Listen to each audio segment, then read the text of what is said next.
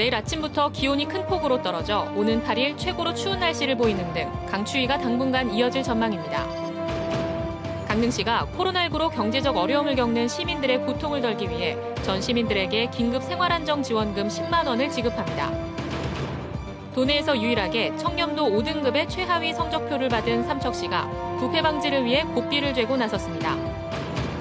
아름답고 쾌적하고 재미있는 시나미 강릉을 비전으로 한 강릉시의 제2차 법정 문화도시 지정 여부가 오는 8일 결정됩니다.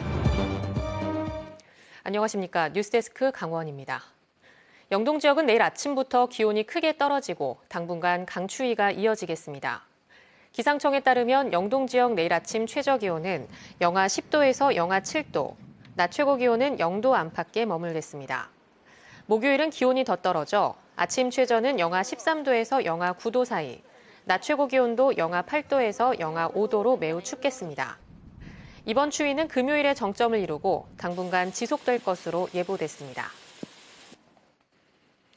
오늘 강릉과 춘천, 원주 등 도내 6개 시군에서 코로나19 확진자 11명이 발생했습니다. 강릉에서는 증세 발현 후 검사를 받은 60대와 40대가 각각 코로나19 확진을 받았고 122번째 확진자의 가족도 양성 판정을 받았습니다. 동해에서도 확진자 1명이 나와 20일째 매일 확진자가 발생하고 있습니다. 또 서울 동부구치소에서 영월교도소로 이감된 재소자 1명이 확진 판정을 받았습니다. 이 밖에 춘천에서 1명, 원주 2명, 평창에서 2명이 추가 확진돼 강원도 누적 확진자는 1,365명으로 늘었습니다. 강릉시가 전 시민을 대상으로 긴급 생활안정 지원금을 10만 원씩 지급합니다. 오는 8일부터 취약계층을 시작으로 순차적으로 현금 또는 강릉페이로 지급하는데 제3차 정부 재난지원금과도 중복해 받을 수 있습니다. 홍한표 기자가 보도합니다. 강릉시가 오는 8일 취약계층 가구를 시작으로 2차 긴급 생활안정 지원금을 지급합니다. 취약계층 약 5만 1,000명에게는 현금 10만 원을 우선 지급할 예정입니다.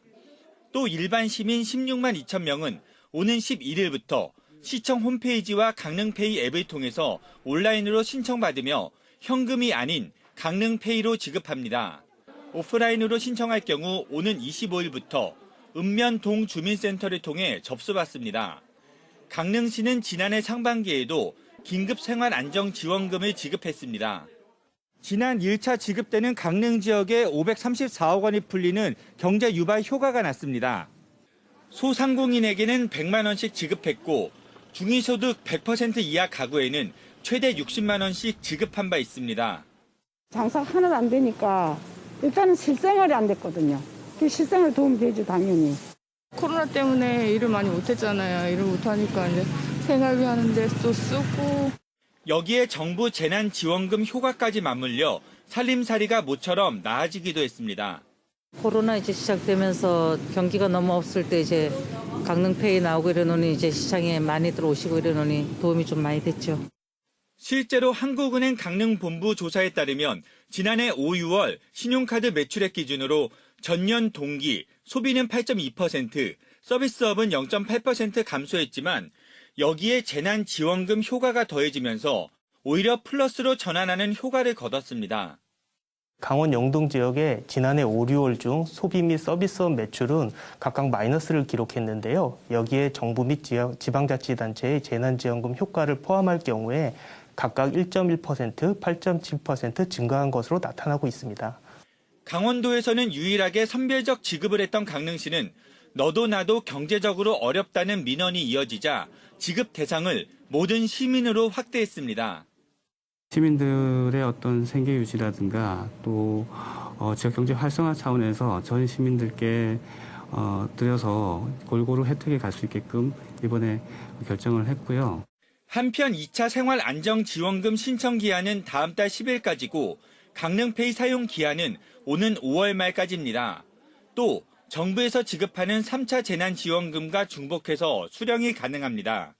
MBC 뉴스 홍한표입니다. 강원도는 평화특별자치도 지정을 다시 추진하고 또 다른 축인 지방의회는 국회처럼 인사권을 갖게 되면서 지방자치 시대가 본격화될 전망입니다. 하지만 중앙정부의 재정 의존도가 높은 강원도의 경우 반쪽짜리 지방자치가 되지 않을까 우려도 적지 않습니다. 허주희 기자입니다. 지난달 32년 만에 통과된 새 지방자치법에 따라 수원과 창원 등 인구 100만 명 이상 대도시가 특례시로 지정됐습니다. 하지만 강원도 18개 시군 중에 해당되는 시군은 없습니다. 그래서 강원도가 찾은 해법은 평화특별자치도. 문재인 대통령의 대선 공약이자 21대 총선 민주당의 강원도 1호 공약이었지만 국회 입법은 번번이 실패했습니다. 이번 지방자치법 시행을 계기로 강원도와 지역 정치권은 조례제정과 특별회계 등 특례를 부여받을 수 있는 평화특별자치도를 다시 추진합니다. 중앙에 있는 많은 권력들을 끄집어 와서 잘 분산시켜서 그걸 갖고 강원도에 맞는 자치 구조를 만드는 것. 이게 자치분권의 핵심이죠. 그러기 위해서 첫 발자국에 강원 평화특별자치도를. 지방의회는 국회처럼 인사권을 갖게 됩니다. 의회 사무처 직원은 의회가 채용하고 직원 인사 발령도 의장이 하게 됩니다. 또 의회 정책 역량 강화를 위해 국회처럼 정책 보좌관이 늘어납니다. 의원 수의 절반 수준으로까지 충원할 수 있게 되면서 의회 독립성도 강화됩니다. 하지만 문제는 권한이 커진 의회가 제 기능을 수행하지 못할 때입니다. 지금 여대 야소의 10대 강원도의회도 강원도지사 거수기라는 비판을 받고 있습니다. 상임위원장 자리를 놓고 다툼을 반복하는 것도 지방자치 성숙도를 퇴보시키는 요인이 되고 있습니다.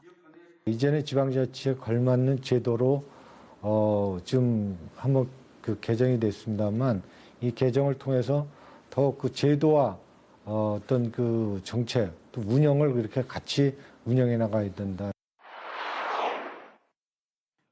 이런 문제들 역시 지방자치의 발목을 잡고 있습니다. 강원도와 18개 시군의 평균 재정 자립도는 전국 최하위 수준인 25.8%. 중앙에 의존하지 않고 강원도가 자체 벌어들일 수 있는 예산이 일반 회계 예산 규모 중에서 25% 정도에 불과하다는 뜻입니다.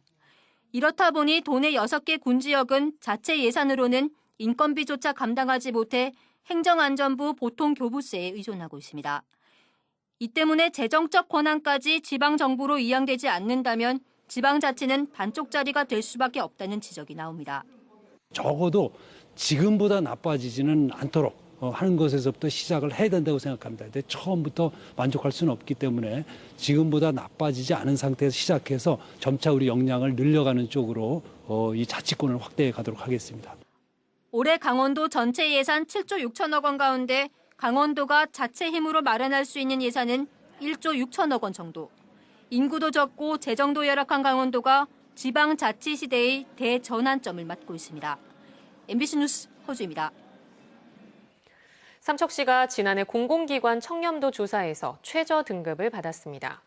시민들의 따가운 눈총을 의식했는지 부패 방지를 위해 고삐를 쬐고 나섰습니다. 유인호 기자가 보도합니다. 국민권익위원회는 지난해 말 삼척시의 청렴도가 5단계 가운데 5등급이라고 발표했습니다. 2019년 4등급에 이어 이번엔 바닥까지 추락한 겁니다. 기초자치단체 가운데 청렴도 5등급을 받은 곳은 도내에서 삼척시가 유일합니다. 전국으로 넓혀도 14곳에 불과합니다.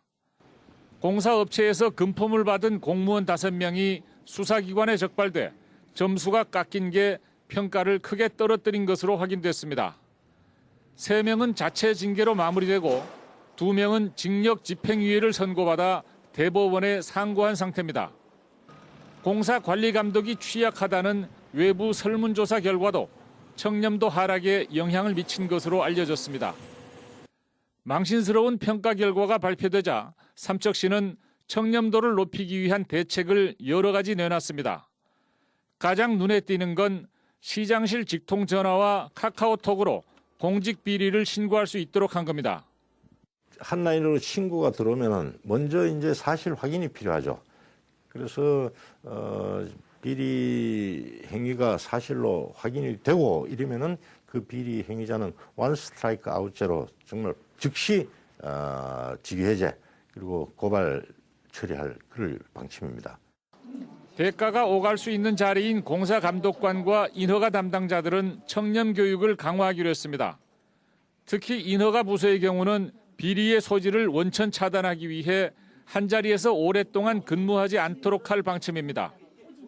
또 외부 전문가와 시민으로 구성된 공직비리 감사위원회를 운영하고 분야별로 맞춤형 청렴 컨설팅을 실시할 계획입니다.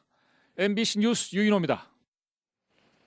요즘 농촌은 겨울 농한기지만 강원도만의 차별화된 땅두릅을 재배해 농가소득을 올리는 곳이 있습니다. 땅두릅은 딸기나 토마토 등 다른 시설 작물보다 소득 효과가 높아 겨울철 주력 작물로 떠오르고 있습니다. 박민기 기자입니다. 땅두릅 수확이 한창인 비닐하우스. 나뭇가지에서 채취하는 참두릅과는 달리 땅두릅은 땅 위로 막 솟아난 새순을 땁니다. 기후가 비교적 온화한 남부 지역에서도 3월은 돼야 출하가 이뤄지지만 촉성재배 덕분에 한겨울에도 수확이 가능해졌습니다. 이 촉성재배는 땅에서 2년간 키운 땅두릅 뿌리를 비닐하우스에 옮겨 심어 수확하는 방식입니다.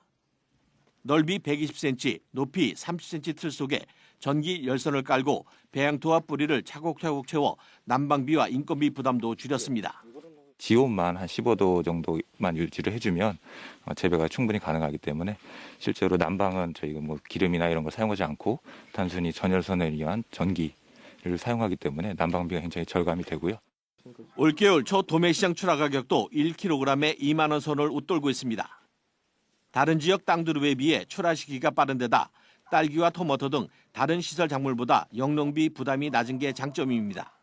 여름에 한 6개월 일하고 겨울에 맨날 놀잖아요. 근데 이 농사를 하게 되면은 뭐 그냥 호당 뭐 한 2, 3천만 원 소득 올리기가 굉장히 쉬울 것 같아요.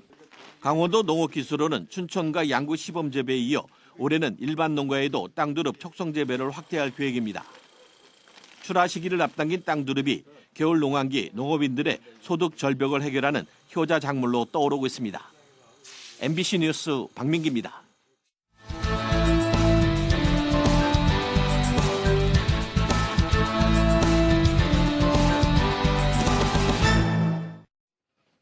원주에서 안동을 잇는 중앙선 복선 전철이 오늘 첫 운행에 들어갔습니다.